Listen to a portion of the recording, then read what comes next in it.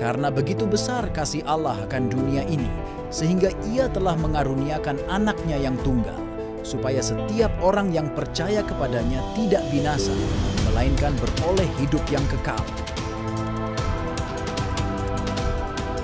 Adapun ular ialah yang paling cerdik dari segala binatang di darat yang dijadikan oleh Tuhan Allah. Ular itu berkata kepada perempuan itu, "Tentulah Allah berfirman, semua pohon dalam taman ini jangan kamu makan buahnya, bukan?" Lalu sahut perempuan itu kepada ular itu, "Buah pohon-pohonan dalam taman ini boleh kami makan, tetapi tentang buah pohon yang ada di tengah-tengah taman, Allah berfirman, jangan kamu makan ataupun raba buah itu, nanti kamu mati."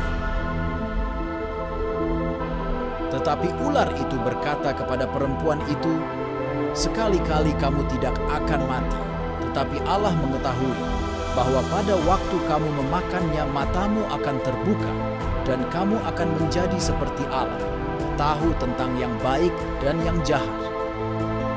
Perempuan itu melihat bahwa buah pohon itu baik untuk dimakan dan sedap kelihatannya, lagi pula pohon itu menarik hati karena memberi pengertian. Lalu ia mengambil dari buahnya dan dimakannya, dan diberikannya juga kepada suaminya yang bersama-sama dengan dia, dan suaminya pun memakannya.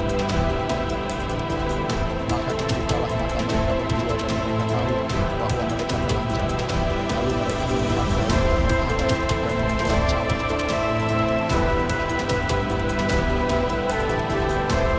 Ketika mereka mendengar bunyi langkah Tuhan Allah yang berjalan-jalan dalam taman itu pada waktu hari sejuk, bersembunyilah manusia dan istrinya itu terhadap Tuhan Allah di antara pohon-pohonan dalam taman. Tetapi Tuhan Allah memanggil manusia itu dan berfirman kepadanya, "Di manakah engkau?" Ia menjawab, "Ketika aku mendengar bahwa engkau ada dalam taman ini, aku menjadi takut karena aku telanjang, sebab itu aku bersembunyi." Firman-Nya, "Siapakah yang memberitahukan kepadamu bahwa engkau telanjang? Apakah engkau makan dari buah pohon yang kularang engkau makan itu?"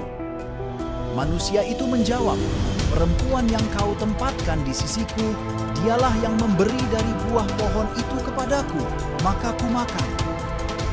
Kemudian berfirmanlah Tuhan Allah kepada perempuan itu, "Apakah yang telah kau perbuat ini?" Jawab perempuan itu, "Ular itu yang memperdayakan aku, maka ku makan."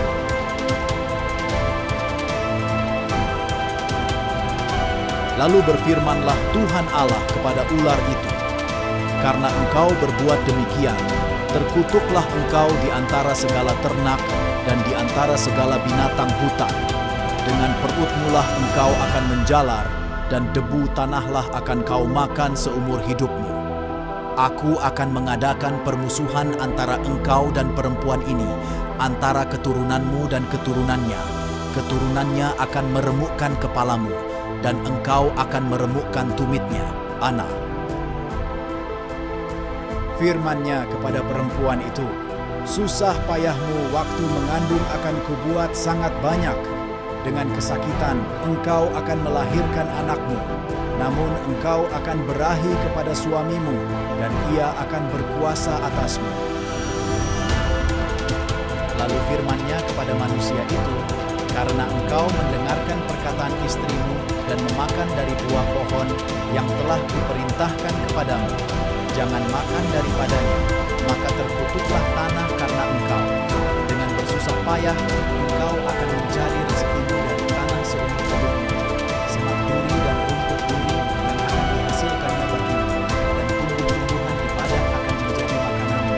Dengan berpeluh engkau akan mencari makananmu, sampai engkau kembali lagi menjadi tanah. Karena dari situlah engkau diambil, sebab engkau akan kembali menjadi debu."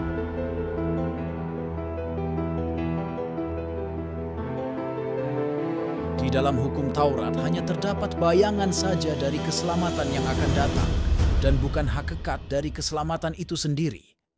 Karena itu dengan korban yang sama, yang setiap tahun terus-menerus dipersembahkan.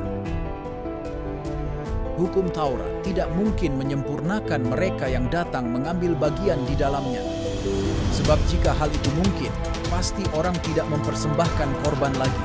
Sebab mereka yang melakukan ibadah itu tidak sadar lagi akan dosa setelah disucikan sekali untuk selama-lamanya. Tetapi justru oleh korban-korban itu, setiap tahun orang diperingatkan akan adanya dosa. Sebab tidak mungkin darah lembu jantan atau darah domba jantan menghapuskan dosa.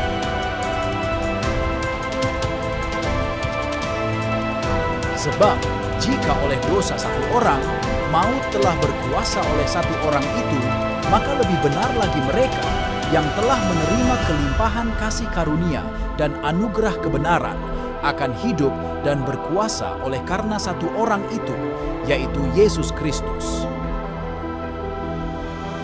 Sebab itu, sama seperti oleh satu pelanggaran semua orang beroleh penghukuman, demikian pula oleh satu perbuatan kebenaran, semua orang beroleh pembenaran untuk hidup. Jadi sama seperti oleh ketidaktaatan satu orang, semua orang telah menjadi orang berdosa. Demikian pula oleh ketaatan, satu orang semua orang menjadi orang benar. Tetapi hukum Taurat ditambahkan, supaya pelanggaran menjadi semakin banyak. Dan di mana dosa bertambah banyak, di sana kasih karunia menjadi berlimpah-limpah. Supaya sama seperti dosa berkuasa dalam alam maut, demikian kasih karunia akan berkuasa oleh kebenaran untuk hidup yang kekal oleh Yesus Kristus Tuhan kita.